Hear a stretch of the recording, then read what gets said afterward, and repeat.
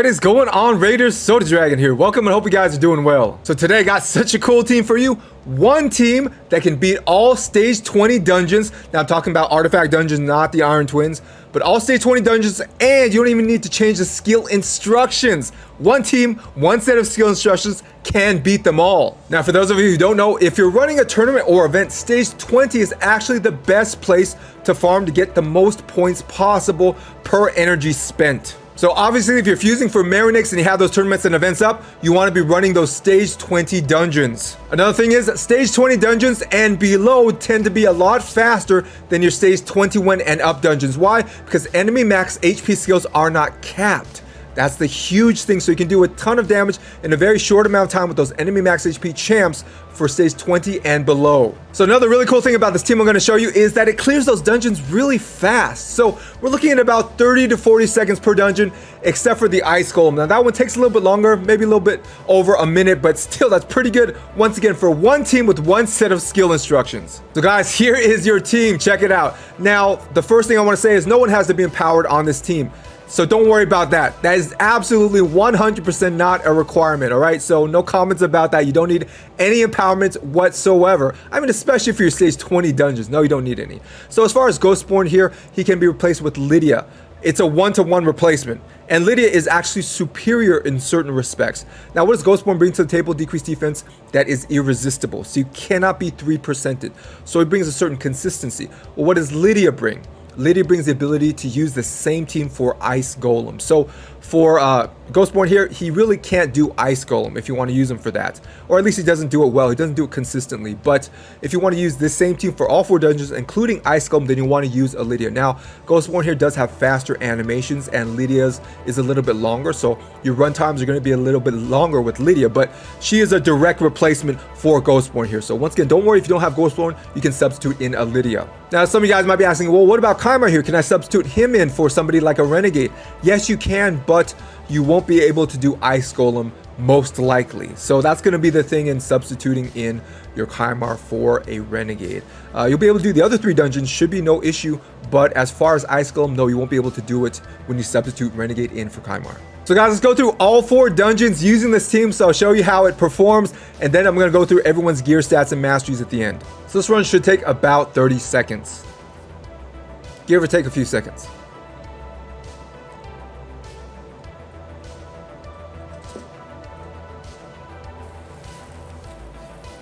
You see that irresistible decreased defense there from Ghostborn.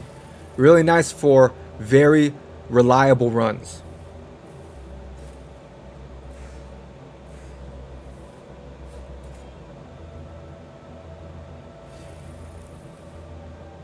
Now sometimes when Seer gets extra turns, sometimes it speeds up the runs, but sometimes it makes the run longer. So you can't really stop that from happening, and it kind of messes up the run a little bit, but it's okay. We got a 30-second run here. All right, guys, let's try Spider 20 with this team.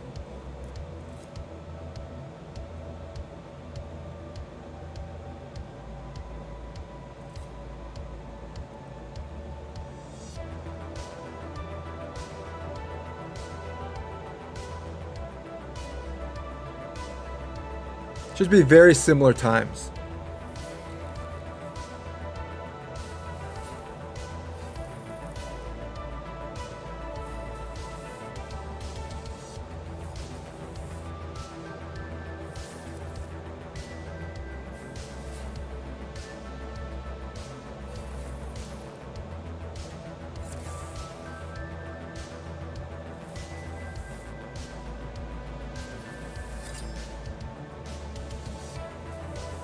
There you go, 32 seconds.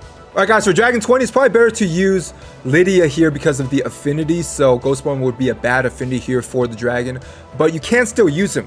That's the thing. If you really want to, it's probably better to use him for Dragon 19. But if you want to run Dragon 20, you can use Lydia. And if you wanted to use Lydia in all the other dungeons as well, once again, yeah, use her. She's fine, all right? It's just to show that there are benefits to using some champs over others. With Ghostborn, you get that guaranteed decreased defense with no resists. With Lydia, sometimes you get some resists, but she's better overall because you can use her in all dungeons, including Ice Golem. Ghostborn, you really can't. So once again, if you're running Ghostborn, probably better to do 19 because of the affinity. But here we're going to use Lydia because we're doing stage 20. But the time's going to be very similar. And everybody else is geared the exact same way. All the skill instructions are pretty much the same. One set of skill instructions for all 4 dungeons.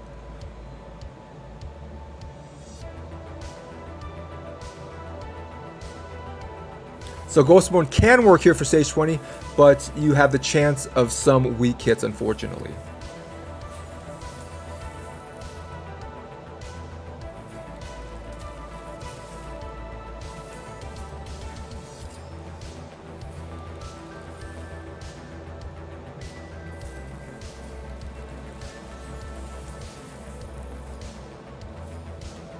There you go. 26 seconds, stage 20 of the Dragon's Lair. Alright guys, let's give Ice Golem 20 a shot.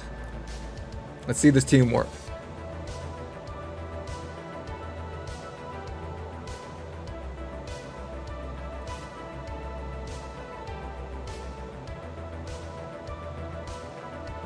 Now sometimes the enemies will be resisting that decreased defense on the waves.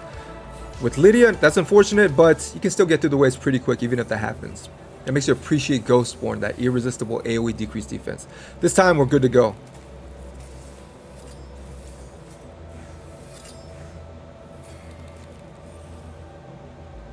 So what's going to end up happening at the end is it's just going to be Kymar and the boss. Everyone else is going to die off. Sometimes Lydia is still alive, sometimes not.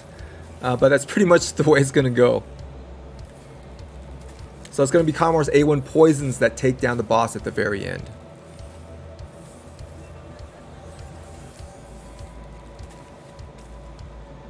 So Kymar needs crit rate on his A1 to land those poisons. So you're going to have to build them with crit rate if you want to use them like this.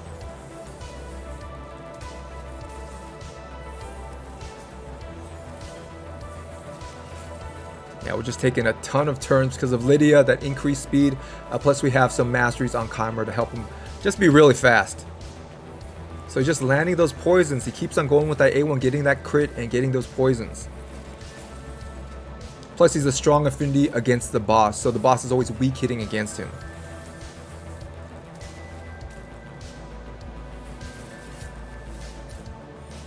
Almost here, and will Lydia last? Most times she doesn't. There you go. Alright, Lydia stayed alive. Let's see if we can get a faster run. We'll give this another shot. Because normally it is a little bit faster. That was a bit of a slow run.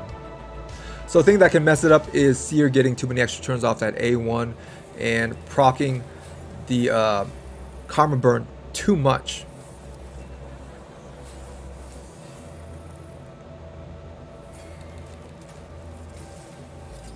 So the Cold Hearts are going to use their Heart Seeker against the ads. That's just the way it is. It's very normal. See a lot of those extra turns from Seer. Sometimes that can really kind of make the run a little bit slower.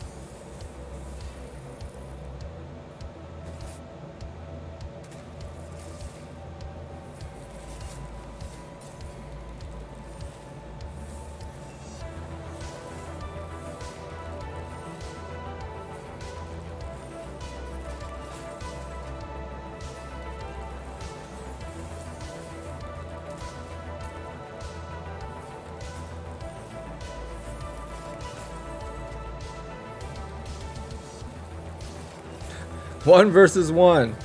Can Kymar do it? Look how many turns he was taking. So this is typically the way it turns out. So guys, this team is going to be less consistent against the Ice Golem than the rest of the dungeons. But as you can see, it's still very, very consistent. Very good team. They're going to have to build your Kymar kind of tanky and at the same time have that crit rate to land the poisons from the A1. And at the same time be fast. So it's not necessarily the easiest thing. So if you have a separate team for Ice Golem, that'd probably be a good thing, so you don't necessarily have to rely on this team in Kymar one-on-one versus the boss, because you have to build them pretty tanky. But besides that, yes, it can work if you have the right gear and you have the right stats and everything. Yes, you can use this same team for all stage 20 dungeons. Alright guys, let's go over the skill instructions. Remember, you have one set of skill instructions for all 4 level 20 dungeons, which is pretty cool. So no, you don't need to do separate team setups for every single dungeon. All you got is one and you're good to go. So for Lydia here, round 1, go ahead and leave her default. Round 2, go ahead and turn off nullification because we were saving it, as you guys can see, for round 3 for the opener, but everything as far as priorities is left default. For Prince Kymar, For round 1, go ahead and open with the A1 here. Round 2, just leave default. And lastly, for round 3, go ahead and turn off the A2 here, Abyssal Gaze. Now for Seer here, for round 1, we're going to start off with the priority of Karma Burn as the first. Round 2 is going to be the same thing, Karma Burn number 1. And round 3, we're going to open with Clan Banner, but the priority is going to be Karma Burn number 1. So all 3 are going to have Karma Burn as the first priority, though for round 3, as you can see here, we're going to open with the A2. Now for our Cold Hearts, they're both going to be the same. Round 1, we're going to go ahead and put Heartseeker as the first priority. Round 2 is going to be off as far as the A3 here, so go ahead and turn that off for the A3. And for round 3, you're going to open with the A1, but have the Heartseeker as the first priority. Now, both of these Cold Hearts are exactly the same. Everything the same, as you guys can see. Now, as far as skill instructions for Ghostborn, for the first round, go ahead and leave him default. For the second round, same thing, default.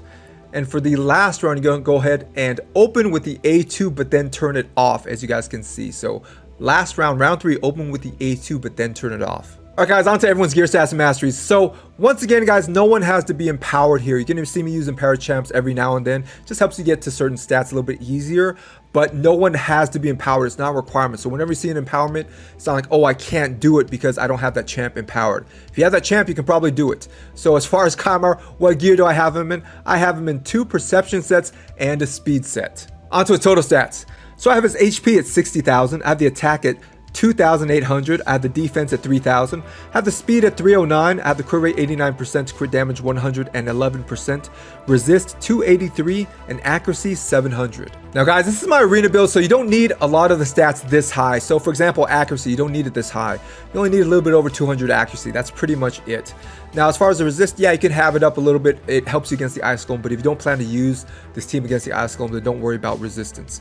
Crit damage, you don't need any. Crit rate, yes, you do need it if you plan to use this team against the Ice Golem, because you need the A1 to proc those poisons from Kymar, and it needs to land crits to do that. So yes, you're going to need crit rates if you want to use this team for the Ice Golem. Now as far as speed, just as fast as you can. It doesn't need to be over 300. Don't worry about that. This is my arena build. Don't worry about that. As fast as you can get him, pretty much. Now HP and defense, yeah, you gotta make him a little bit tanky if you plan to use him in the Ice Golem. If you don't worry about it. You don't need any HP, you don't need any defense if you don't plan to use them against the Ice Golem. Now as far as attack, in any circumstance you really don't need any. Alright guys, on to the masteries. So down the support tree here, I do have Eagle Eye, and definitely you can get that too if you need extra accuracy. So if you're struggling with that or trying to do both accuracy and resist because you're using this for Ice Golem, then yes, you can go this route. If you need more of the resistance, you can go Unshakable here for extra resist. But I did go down the defense and support tree because I don't need War Master. I don't need offense from the sky. So some of these masteries do help. For example, Blast Proof is really good against the Ice Golem because all of the Ice Golem's main attacks are AoE. So basically reducing the damage from that. Now you can go down here for extra, as you guys can see here, extra accuracy if you need that. Some of these masteries do help, but I wouldn't go, for example, Arcane Celerity here. Then kind of mess up the order that people are going, especially in the other dungeons. And another one I probably wouldn't go is Oppressor. Once again, it can kind of mess up the order that people are going for your other dungeons. Now if he's alone, that's one thing, but definitely I wouldn't go this route if you're using him for the other dungeons. Now you can go Spirit Haste here. This is fine. It won't mess up any of the order because in the other dungeons besides Ice Golem, no one ever dies. So really this only procs when he's fighting the Ice Golem. So this is definitely a really good one if you plan to use him against the Ice Golem. Alright guys, next up is Ghostborn / Lydia. Now they're both geared the same, so I'm just going to show you one of them. They're pretty much the same speed too. So here we have, as I mentioned, Ghostborn and Lydia in shield sets. Whatever other set you want to use or broken set, it doesn't matter. On to his total stats. So I have his HP at 45,000, I have the attack at 4,000, I have the defense at 2,400, I have the speed 240, crit rate 101%, crit damage 181%, resist 233, and accuracy 237. Alright guys, so which stats are important? Well, firstly, the accuracy. You do want over 200 accuracy. Why is this? Because you want to land that A1 decreased defense sometimes as well, not just the AoE decreased defense. You do want to land that A1 decreased defense, in particular against the Fire Knight. So yes, we do want some accuracy, even though the AoE decreased defense is irresistible. The rest of his debuffs are not irresistible. So yeah, put some accuracy on him. And speed 240, probably don't want to go underneath this. So 240 or above, I'd say. So guys, as far as the masteries, the most important one here would probably be Master Hex here, this increases the duration of his debuffs, in particular that decreased defense. Same thing for Lydia, that decreased defense and weaken. We're potentially extending it to 3 turns with this mastery here. Now, if I were to redo his masteries, I'd probably take off rapid response just to make sure that everyone's turns are working in the proper order. So I'd probably take that off. As it stands, it doesn't really affect anything, but once again, if I were to redo his masteries, I'd probably take this off. Once again, if you need help with accuracy, you can go Eagle Eye as well, so that's definitely an option for you. But War Master here is not needed, so don't worry about not having any tier 6 masteries. You don't need this for him, and you don't need it for Lydia as well. All right guys, next up is Seer, our wave clearer. So how have I geared her? I have her in a savage set and a crit damage set. Now guys, as far as this specific team comp being able to do all level 20 dungeons with the same skill instructions, the same team pretty much, are there any substitutes for Seer? I don't know of any as of yet. If I find out any, I'll kind of redo the video, update the video, and let you guys know. But chances are, whoever they are, it's going to take more time to clear the dungeons. So you're not going to have these 30-second runs, okay? So just to let you guys know, if you don't have a Seer or you don't have like a full Poison Explosion team, which requires pretty much a full team, then yes, chances are the runs are going to take a lot longer. So even if I do come up with a substitute in this team comp, the kind of one team for all dungeons type of comp, chances are it's going to be a lot slower without a Seer. But guys, I have non-Seer teams for all the individual dungeons, so definitely check those out. Now, they're not an all-for-one team like this is, but still, if you want a team to get you through those dungeons reliably without Seer, yes, I have videos on those. On to her total stats.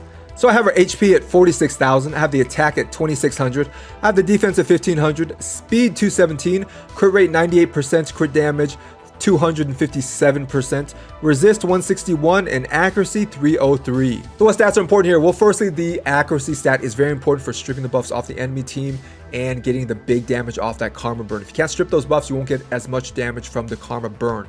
So we're looking at over 200 accuracy. I do use my Seer for the hard Doom Tower enemy wave, so I have over 300 accuracy, but shoot for over 200 accuracy. Now, resist, you don't need any crit damage, as high as possible for the karma burn to do the maximum amount of damage. Crit rates, you can try to go 100%, but remember, baked into the game, there's always this 3% fail rate if we're not talking about an irresistible type of buff strip or debuff, something like that. So even if you have 100%, it says 100%, you don't actually have 100%, you have 97%. So if you build your crit rate 115%, it doesn't matter. You still have 97% crit rate, okay? There's always that baked in 3% fail rate.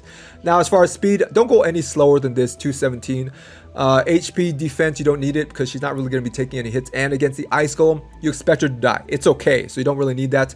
And attack, as far as the Karma Burn skill doesn't scale off attack, it scales off of enemy max HP. That's all, so you really don't need any attack from her either. On to her masteries. So down the offense tree here, if you have a ridiculous hitting Seer, let's say close to 300 crit damage or maybe even over, then you can go Flawless Execution here for the consistency.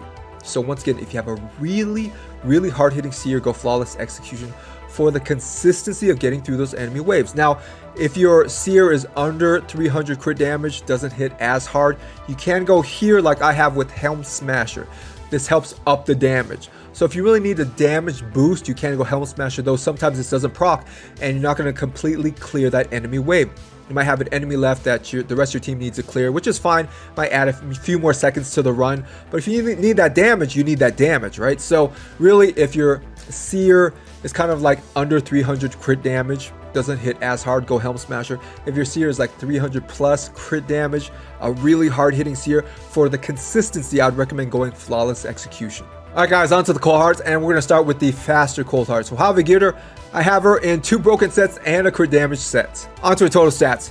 So I have the HP at 27,000, I have the attack at 2,800, I have the defense 1,400, I have the speed 177, I have the crit rate 83%, crit damage 281%, resist 145, and accuracy 263. So guys, what stats are important here? Now it's going to be the same for both Cold Hearts. Firstly, the accuracy over 200, as high as you can get pretty much, just to ensure that you really don't get resisted, especially on that Terminator decrease.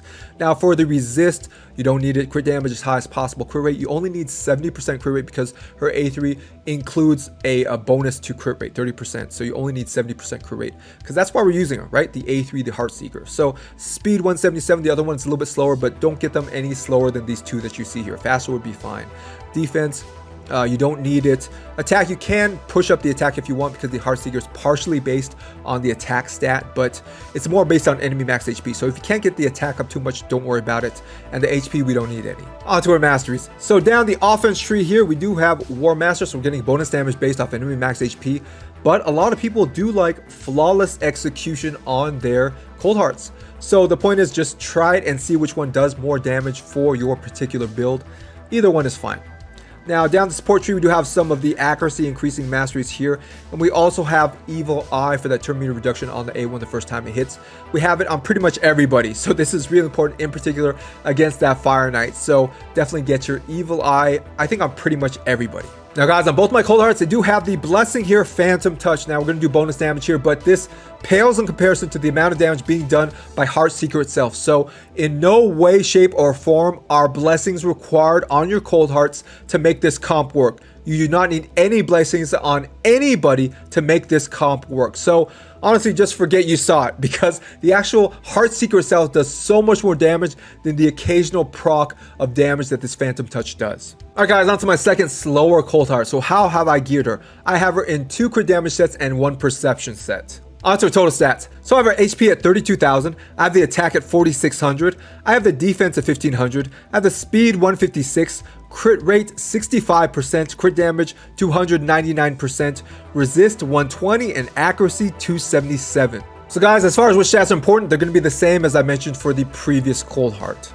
So the second Cold Heart does have slightly different masteries than the first, but the main ones are still here. So the main one's going to be War Master, so we're getting bonus damage based off enemy max HP. And we also have Evil Eye here. So those are really the 2 most important masteries for this particular team. Alright guys, that's going to be it. Let me know what you think about this all-for-one team and if you plan to try it out. And if this video has been helpful, make sure to like and subscribe. It helps me out a ton. It's free to you and it ensures that you never miss out on any new content. So thanks for watching, stay safe, and I'll see you guys in the next video.